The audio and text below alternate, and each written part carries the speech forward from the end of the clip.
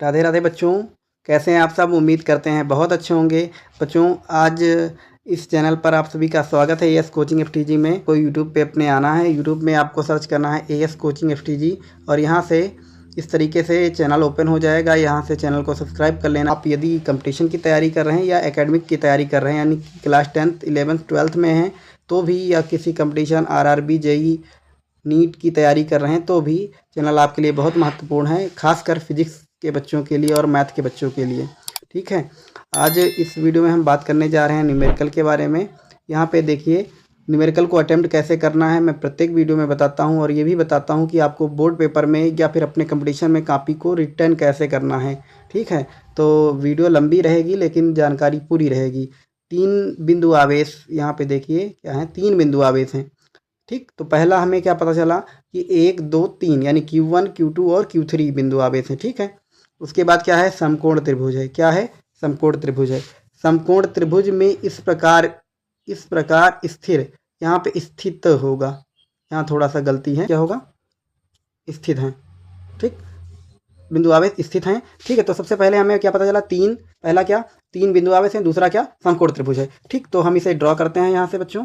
सबसे पहले समकोण त्रिभुज कैसे होता है, समकोण त्रिभुज माने एक भुजा 90 अंश होगी। ठीक है, मैंने मान लिया कि ये 90 डिग्री है। ठीक, तो उसके बाद क्वेश्चन क्या कह रहा है, Q2 90 अंश के कोण पर स्थित है। ठीक, तो फिजिक्स सॉल्व करने में सबसे जो ज़रूरी चीज़ होती है वो ये होती है कि जो क्वेश्चन ने कहा है वो आपको समझ में आना चाहिए। ठीक, उसका चित्र आपको बहुत अच्छे से बना लेना है। जैसा कि हमने कहा, उसने क्वेश्चन ने बोला है कि Q2 जो है 90 अंश के कोण पर स्थित है, हमने रख दिया यहाँ। तो हमने यहाँ पे ऊपर मान लिया Q1 और यहाँ पे रख दिया Q3 को। क्यों रखा समझिए, यहाँ पे Q1 या Q3 ये दोनों आसपास हैं, मतलब इन दोनों की जगह आप बदल सकते हैं। क्वेश्चन ये नहीं कह रहा कि Q1 ऊपर ही रखो या Q3 नीचे रखो। ठीक, जहाँ आपकी इच्छा, लेकिन Q2 को उसने बोल दिया है कि Q2 को 90 अंश के कोण के पास ही रखना है। उसके बाद क्वेश्चन ने हमसे पूछा कि विद्युत बल का परिमाण और दिशा ज्ञात कीजिए। Q1 से Q2, ये Q1 है और ये Q2 है। Q1 से Q2, अब अभी जो है मैं आपको बताता हूँ कि आप इतनी चीज़ें इतना भूल जाइए। ठीक, इतना आप भूल गए। अब क्या लिखा है, अब लिखा है Q1 से Q2 के बीच की दूरी कितनी है, 8। Q1 से Q2 के बीच की दूरी कितनी है, 8 रख दिया। ठीक, फिर बच्चों अब ध्यान से देखिए, अब इतना भूलिए, अब इसे भूल जाइए, अब इसे भूल जाइए और यहाँ पे इसे ओपन कर लीजिए। ठीक, अब देखिए क्या लिखा है, अब इसे समझिए। अब इतना, अब देखिए अब क्या लिखा है, Q1 से Q3 के बीच की दूरी, Q1 से Q3 के बीच की दूरी। अब देखिए बच्चों एक चीज़ लिखिए, क्रमशः माने क्रम से, यानी एक के बाद एक। पहले कौन सा लिखा था, पहले यहाँ पे लिखा था Q2, तो Q2 की दूरी कितनी रख दी हमने, 8। कितनी रख दी, 8। तो अब यहाँ पे ये रख दी 8। अब आगे क्या लिखा है, 10 सेंटीमीटर, तो यहाँ पे इसे रख देंगे 10 सेंटीमीटर। ठीक है, ये हो गया हमारा प्रश्न समझने का तरीका। ठीक है, आपने प्रश्न को समझ लिया। आप कैसे बोर्ड पेपर में या अपने कंपटीशन में या फिर अपने कॉलेज या स्कूल में कैसे जो है कॉपी को लिखा जाता है वो मैं आगे बताता हूँ। यहाँ पे हमने एक सेक्शन नंबर लिखा है, प्रश्नोत्तर संख्या लिखी है, फिर उसके बाद जो दिया गया है वो लिखा है, जो दिया गया था वो चीज़ें लिख ली हैं हमने सारी एक तरफ से। फिर प्रश्नानुसार चित्र 1 से देखिए, ये हमारा चित्र 1 है। यहाँ पे हमारा क्या दिख रहा है कि ए और बी के बीच की दूरी कितनी है, 8 सेंटीमीटर है, और ए और सी के बीच की दूरी कितनी है, 10 सेंटीमीटर है। तो हमने पाइथागोरस थ्योरम का उपयोग किया। पाइथागोरस थ्योरम के बारे में आप जानते होंगे, यदि आपको नहीं पता है तो मैं आपको बता देता हूँ। नीचे देखिए यहाँ पे बी और सी कहाँ है, ये है बी और ये है सी, ये आधार है। बोलिए किसी चीज़ का आधार नीचे होता है। तो यहाँ पे कर्ण कितना है हमारा, ए सी है, तो ए सी का स्क्वायर कर दिया, ए बी का स्क्वायर कर दिया, तो ए सी हमारा है 10 का स्क्वायर किया, और ए बी हमारा है 8, तो 8 का स्क्वायर किया, तो हमारा आंसर आया 6 सेंटीमीटर। बोलो बच्चों, ठीक है। जो चीज़ें आपने इस चित्र में बनाई हुई हैं वो चीज़ें यहाँ पे हमने लिख दी हैं, देख पा रहे हैं। तो ये जो लाइन है, यानी जहाँ पे ये लिखा है F31 यानी तीसरे पे बल लग रहा है, किसके कारण, पहले किसी कोण पे अगर बल लग रहा है तो उसके 2 घटक होते हैं, वो 2 घटकों में विभाजित होता है। कौन कौन से, एक होता है कॉस थीटा और दूसरा वाला होता है साइन थीटा। एक होता है कॉस थीटा और दूसरा होता है साइन थीटा। ठीक, इसीलिए मैं बोल रहा हूँ क्वेश्चन टिपिकल है, बहुत आराम से पढ़िएगा। ठीक है, उसके बाद दूसरा हमारा आवेश है Q2 जो कि माइनस का है, पर बल लगा रहा है Q3 पर। तो जो माइनस का है वो क्या करेगा, अपनी ओर आकर्षित करेगा। Q3 नहीं लगा रहा है। तो अगर जब हमने माना कि Q2 ही लगा रहा है तो Q2 अपनी ओर खींचेगा, अगर Q3 भी लगाता तो Q3 अपनी ओर खींचता। तो यहाँ पे क्या हो रहा है, Q2 जो है अपनी ओर बल लगा रहा है, तो जो अपनी ओर बल लगा रहा है तो उसकी दिशा इधर को होगी, इधर को मतलब दाहिने हाथ से बाएं हाथ की ओर होगी चित्रानुसार। ठीक, तो उसको नाम हमने दे दिया F3 कूलाम के नियम से। कूलाम का नियम क्या होता है, KQ1 Q2 बचे R स्क्वायर। R क्या होता है, दोनों आवेशों के बीच की दूरी होती है। ठीक है, लेकिन यहाँ पे हम किसके बीच का बल निकाल रहे हैं, यहाँ पे हम पहला बल निकाल रहे हैं Q1 के बीच और Q3 के बीच, यानी Q1 Q3 पर कितना बल लगा रहा है, यानी ये वाली लाइन की हम बात कर रहे हैं। ठीक है, तो यहाँ पे बच्चों दो चीज़ें समझने वाली हैं कि परिमाण तो इस तरीके से इस सूत्र से हमारा निकल जाएगा, लेकिन दिशा क्या है, इसकी दिशा इस तरफ है। ठीक, तो इसके दो घटक होंगे, एक कॉस थीटा एक साइन थीटा। तो हमने देखा कॉस थीटा क्या है, प्लस दिशा में है, एक्स अक्ष की प्लस दिशा में है, लेकिन साइन थीटा क्या है, वाई अक्ष की माइनस दिशा में है, इसलिए इसे माइनस चिन्ह के साथ ले लिया। यहाँ पे कॉस थीटा की वैल्यू हमने निकाल ली, क्यों, क्योंकि इस सूत्र से हम परिमाण तो निकाल लेंगे, दिशा निकालने के लिए हमें जो है कॉस थीटा और साइन थीटा की वैल्यू पता होनी चाहिए। तो ये यहाँ पे देखिए कोण क्या है हमारा, थीटा है। ठीक, और जिन बच्चों को नहीं पता उन्हें मैं बता देता हूँ, अगर नहीं जानकारी है तो आप ऐसा याद कर लीजिए, लाल बटे कक्का का मतलब क्या होता है, ये ए है बच्चा। लंब बटे कर्ण साइन होता है, आधार बटे कर्ण कॉस होता है, और लंब बटे आधार टैन होता है। ठीक है, हमें यहाँ कॉस की वैल्यू निकालनी है, यानी आधार बटे कर्ण लेंगे। आधार बटे कर्ण यहाँ पे देखिए मैंने लिख रखा है, आधार क्या है, आधार हमारा 6 है। कैसे 6 है, अभी हमने पीछे पाइथागोरस थ्योरम से निकाला था, पाइथागोरस थ्योरम से यहाँ पे निकाला था, आधार कितना है हमारा 6 है। तो आधार 6 है, आधार बटे कर्ण, कर्ण कितना है, ये वाली लाइन हमारी 10 थी। ठीक है, आप पीछे देख लीजिए, ये वाली लाइन हमारी 10 थी। ठीक, तो यहाँ पे हमने लिख दिया 10, तो ये 0.6। इसी तरीके से साइन निकाल लेंगे तो 0.8। ठीक, फिर आगे चलते हैं, आगे हमने पूरा सॉल्व करा, ये आप सॉल्व कर सकते हैं, स्क्रीनशॉट इसका ले लीजिएगा, मैंने बहुत अच्छे से आपको सॉल्व करके दिखाया है। यहाँ पे देखिए माइक्रो कूलाम में लिखा था, क्वेश्चन क्या था, माइक्रो कूलाम को, ये यहाँ पे देखिए इस चीज़ को क्या बोलते हैं, माइक्रो, क्या बोलते हैं, माइक्रो की वैल्यू क्या होती है, 10 की घात -6 के बराबर होती है। ठीक, आगे कूलाम लिखा है तो कूलाम लिख देंगे, यानी कि अगर कहीं 1 माइक्रो कूलाम लिखा है तो उसको लिख देंगे 10 की घात -6 कूलाम। Q1 की वैल्यू रखी है और Q3 की वैल्यू रखी है, पहले Q1 और Q3 के बारे में सॉल्व कर रहे हैं, तो उसको क्या बोल दिया, 3 पे बल लग रहा है, किसके कारण, पहले के कारण।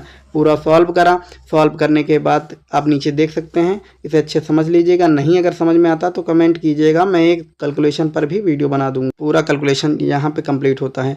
जैसे कि ये यहाँ पे देखिए, ये इधर हमारा परिमाण आ गया और ये हमारी दिशा आ गई। अब यहाँ पे हमने इससे जो है x में भी गुणा कर दिया और y में भी गुणा कर दिया, तो x अक्ष में जो हमारा बल आया वो इतना आया और y अक्ष में हमारा बल इतना आया। ठीक, फिर हमने क्या करा बच्चा, फिर हम आगे बढ़े, हमने क्या करा, हमने कहा कि अब हम Q2 और Q3 के बीच बल निकाल लेते हैं। तो Q2 यानी दूसरे पर लग रहा है, किसके कारण, तीसरे कारण। यहाँ पे थोड़ी सी गलती है, यहाँ पे ऊपर के अकॉर्डिंग नीचे हमने गलत किया है, यहाँ पे हमें लिखना चाहिए Q3 यानी तीसरे पर बल लग रहा है, किस तरह, दूसरे कारण, यानी हमें इसे 3 लिखना चाहिए, यहाँ पे गलती हुई है। देखिए Q2 की वैल्यू रखी है और यहाँ Q3 की वैल्यू रखी है। ठीक, सॉल्व करा बच्चा, जब सॉल्व करके आगे बढ़ेंगे तो हमारा जो आंसर आया वो ये यहाँ पे ऐसा आंसर आया। ठीक, अब ध्यान से समझ लीजिए, यहाँ पे जब दूरी रखेंगे, 10 सेंटीमीटर को मीटर बदला, ये 10 लिखा और मीटर बदलने के लिए 10 की घात -2 से गुणा कर दिया है, बोलो, 10 की घात -2 से गुणा कर दिया है। इसी तरीके से जब हम ये निकालेंगे तो यहाँ की दूरी कितनी है, Q2 और Q3 के बीच की दूरी, यहाँ की दूरी है 6 सेंटीमीटर। भाई हमने पहले निकाला है ना, देखिए पाइथागोरस थ्योरम से ये यहाँ पे निकाल रखा है 6 सेंटीमीटर, ये कितना है 6 सेंटीमीटर। सेंटीमीटर को मीटर में बदल लोगे, 10 की घात -2 से गुणा करोगे, 10 की घात -2 का स्क्वायर हो जाएगा, 10 की घात -4 हो जाएगा, 10 की घात -4 ऊपर जाएगा तो प्लस का 4 हो जाएगा। ठीक है, पूरा सॉल्व करेंगे, नीचे 6 का स्क्वायर करोगे तो 2 बार 6 से गुणा करना पड़ेगा। ठीक है, आगे सॉल्व करा, सॉल्व करने पे ये आंसर आ गया। ठीक, अब समझने वाली बात है, बहुत इंपॉर्टेंट चीज़ है। Q1 के कारण 3 पे लग रहा था तो वो 2 दिशाओं में लग रहा था, एक एक्स अक्ष में एक वाई अक्ष में, एक एक्स अक्ष में एक वाई अक्ष में। और जब Q2 के कारण निकाला तो वो एक ही दिशा में लग रहा है कि इधर एक्स अक्ष की ऋणात्मक दिशा में, एक्स अक्ष की ऋणात्मक दिशा में। Q2 ने जब Q3 पर बल लगाया, जब Q2 ने Q3 पर बल लगाया तो Q2 क्या कर रहा है, Q3 को अपनी ओर खींच रहा है। और Q1 के द्वारा जब Q3 पर बल लग रहा है तो एक बल Q2 के विपरीत दिशा में लग रहा है जो कि एक्स अक्ष की धन दिशा है। इसलिए क्या हो रहा है कि एक्स अक्ष पर दो बल कार्य कर रहे हैं, एक प्लस की दिशा में जो Q1 के द्वारा लगाया जा रहा है, एक माइनस की दिशा में यानी एक्स अक्ष की ऋणात्मक दिशा में जो Q2 के द्वारा लगाया जा रहा। तो हमने क्या करा, ये वाला जो हमारा Q1 का बल था उसमें हमने Q2 के बल को माइनस कर दिया, इतना आंसर आया और माइनस का आया। यानी कि क्या हुआ कि Q2 जो है जीत गया किससे, Q1 से, और Q2 ने क्या करा, Q3 को अपनी ओर खींचा। लेकिन यहाँ पे अब ट्विस्ट क्या है, ट्विस्ट ये है, यहाँ पे अभी हमारे पास ये वाला बल बचा हुआ है। ये वाला बल किसके द्वारा लगाया गया है, Q1 के द्वारा, लेकिन ये कहाँ लग रहा है, नीचे की ओर लग रहा है।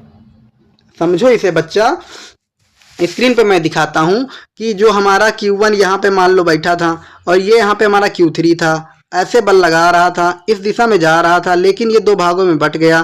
क्यों, क्योंकि जब किसी कोण पे अगर हमारा बल लगाया जाता है तो वो दो भागों में बट जाता है। ठीक है, तो इससे हमने बोल दिया था ऊपर वाले को कॉस थीटा, नीचे वाले को साइन थीटा। इधर है एक्स अक्ष की प्लस दिशा और इस तरफ है एक्स अक्ष की माइनस दिशा।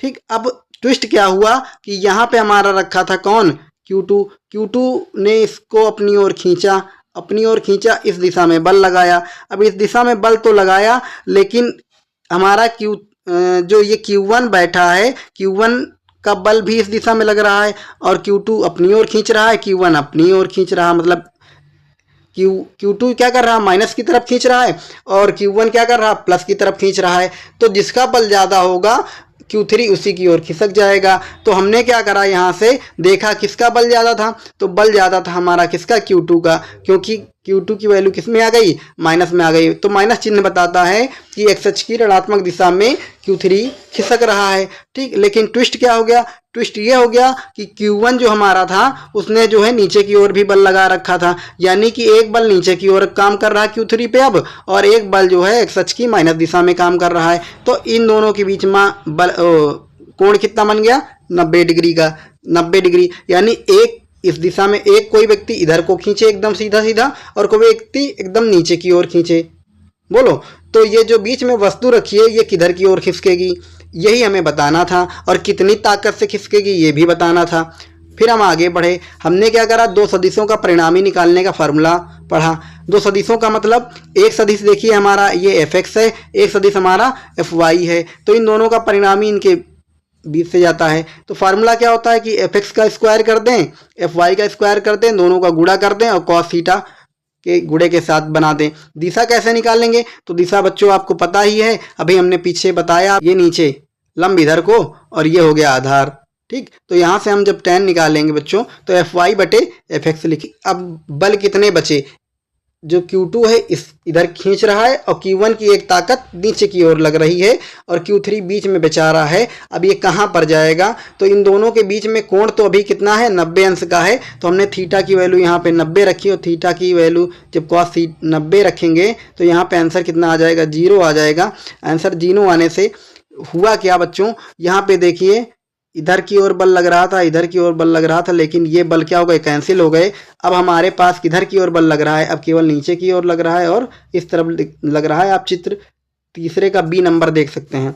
फिर हम क्या हुए, हम आगे बढ़े, हमने यहाँ पे वैल्यू रखी। वैल्यू किसकी रखी, fx की। fx की वैल्यू आप पीछे भी निकाल चुके हो, मतलब x अक्ष पे कितना बल लग रहा है। बस याद रखना आपको कि ये केवल Q2 द्वारा निकाला गया बल नहीं है, ये परिणामी बल है जो कि Q2 और Q1 इधर को लगा रहा था और Q2 इधर को लगा रहा था। दोनों को घटाने के बाद जो परिणामी बल आया था वो यहाँ पे लिखा हुआ है। ठीक है, उसके बाद आगे बढ़ेंगे। हमने इन सभी को सॉल्व करा, सॉल्व करने के बाद हमारे पास ये आंसर आया है।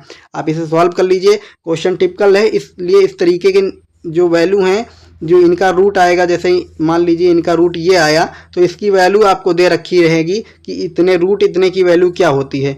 तो ये आपको यहाँ पे दे दिया है। आगे आपको मात्रक लिखना नहीं भूलना है, मात्रक में आपको न्यूटन लिख देना है। ठीक, उसके बाद दिशा निकालनी है बच्चों। मैंने जैसे पीछे फार्मूला बताया आपको Fy बटे Fx, तो Fy हमने निकाला था ये, सॉरी यहाँ पे थोड़ी सी गलती हो रखी है। यहाँ पे गलती क्या हुई है कि ऊपर जो है हमने लिख दिया है क्या एफ वाई, नहीं ऊपर हमने लिख दिया एफ एक्स और नीचे लिख दिया हमने वाई। तो यहाँ पे ये पूरा जो है आंसर यहाँ पे बच्चा गलत हो रहा है। ठीक है, तो आप इसे चेंज कर लीजिएगा। आप ऊपर लिखिएगा, ये जो वैल्यू है आप ऊपर लिखेंगे और ऊपर वाली वैल्यू नीचे लिखेंगे, फिर इसे सॉल्व करेंगे। ठीक, और सॉल्व करके जो इसका आंसर आएगा वही आपका क्या होगा, दिशा होगी, यानी कि इतनी दिशा की ओर बल कार्य करेगा। ठीक है, मेरे हिसाब से जो मैंने अभी गलत वैल्यू रखी है उस हिसाब से आंसर ये आ रहा है। ठीक है, तो उम्मीद करते हैं जानकारी पसंद आई होगी और वीडियो अच्छी लगी होगी। ठीक है, अगर कोई भी डाउट आता है तो कमेंट बॉक्स आपके लिए ओपन है, फ्री है, कोई पैसा नहीं लगता। अगर आपको इसी तरीके की और वीडियो जाननी है तो इस तरीके से आपको यूट्यूब पे आना है, वहाँ पर सर्च करना है AS कोचिंग FTG और चैनल को सब्सक्राइब कर लेना है। इस तरीके की फिजिक्स से संबंधित, मैथ से संबंधित बहुत ही सरल तरीके से पढ़ाई करने के लिए। मिलते हैं नेक्स्ट वीडियो में, तब तक के लिए राधे राधे बच्चों।